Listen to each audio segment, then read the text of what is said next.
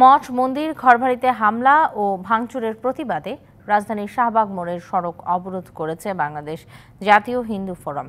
সেখানে আছেন আমাদের সহকর্মী ফরহাদ ইবনে মালেক। সরাসরি চলে যাচ্ছি সেখানে। ফরহাদ, জানাবেন কর্মসূচিতে যারা অংশ নিয়েছেন তারা কি দাবি জানাচ্ছে? আমরা যখন এখানে এসেছি তখন শাহবাগের এই যে ময়দানটা দেখছেন, যেখানে মাত্র কিছুদিন আগে মাত্র 2 মাস আগের ঘটনা, যেখানে এই জায়গাটাতে বৈষম্য বিরোধী ছাত্র আন্দোলন যারা ছিল তারা এখানে আন্দোলন করেছে। আজ হিন্দু যারা আছে, বাংলাদেশের হিন্দু সম্প্রদায় যারা আছে, তারা কিন্তু এখানে আন্দোলন করছে। আন্দোলনের আসলে কারণটা কি?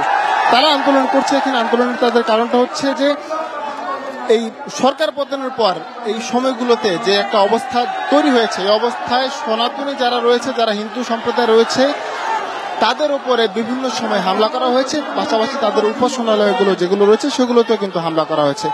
এই হামলার প্রতিবাদে আজ তারা এখানে দাঁড়িয়েছে এবং তারা আন্দোলন করছে। আর তারা দাবি করেছে, এর আগেও তারা উপদেষ্টার কাছে দাবি জানিয়েছিল, উপদেষ্টা তাদের কাছে আশ্বস্ত করেছে যে যে কোনো ধরনের সমস্যা তারা সবাই মিলেমিশে দেখবে। আমরা তাদের কাছে জানতে পেরেছি, কিন্তু এখনো পর্যন্ত যেহেতু তারা আসলে কোনো সুরা পায়নি, তাই তারা আজ এখানে দাঁড়িয়েছে এবং তারা আন্দোলন করছে। আমরা একজনের সাথে একটু কথা বলবো যে আসলে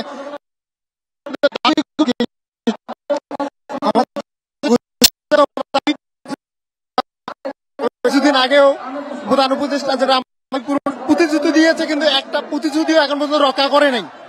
এবং বর্তমান সমসাময়িক সময়ে যে মন্দির এবং হিন্দু বাড়িঘরে হামলাগুলো হচ্ছে, যা এখনো চলমান, যেখানে চলমান হওয়ার পরেও কোনো আসামিকে এখন পর্যন্ত কোনো গ্রেপ্তারও করানো হয় নাই, বা তাদের কোনো শাস্তির ব্যবস্থা কোনো কিছুই করানো হয় নাই।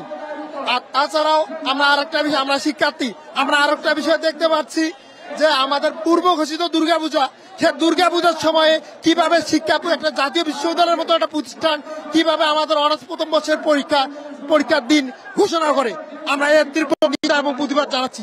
কোনোভাবে যেন ওই পরীক্ষা না হয় এবং পরীক্ষা যেন বানচাল করা হয়, সে বিষয়ে আমরা প্রশাসনের দৃষ্টি আকর্ষণ করছি। ধন্যবাদ আপনাকে। যারা আসলে আন্দোলন করতে এসেছেন তারা কিন্তু বারবার বলছেন এইগুলোতে সরকার পতনের পর যে সময়টা একটা অস্থিতিকর পরিস্থিতি দেশে বিরাজ করছিল, সেই অবস্থায় হিন্দু সম্প্রদায় রয়েছে, তাদের বাড়ি ঘর এবং উপাসনালয় যেগুলো রয়েছে, ধর্মীয় প্রতিষ্ঠান, সেগুলোতে কিন্তু হামলা করা হয়েছে। এই হামলার প্রতিবাদে দাঁড়িয়েছে। পাশাপাশি যারা হামলা করেছে তাদের বিচারের দাবি সহ 8 দফা দাবি তারা করেছে, যার মধ্যে একটি গুরুত্বপূর্ণ দাবি রয়েছে দুর্গাপূজার দিন অর্থাৎ দশমীর দিন যে একটা দিন রয়েছে, সেখানে পরীক্ষার একটা কথা শুনছে তারা, এবং সেই বিষয়টাতে তারা প্রতিবাদ জানিয়েছে। আন্দোলন চলছে। আন্দোলন আসলে কতক্ষণ পর্যন্ত চলবে এবং কোনো সরকার পক্ষ থেকে, কোনো মন্ত্রণালয় থেকে, কোনো উপদেষ্টা পরিষদের পক্ষ থেকে হস্তক্ষেপ করা হবে কিনা তা এখনো জানা যাচ্ছে না। তবে তারা অপেক্ষা করছে, তারা বলছে যে তাদের দাবি। ফরহাদ, আপনাকে ধন্যবাদ।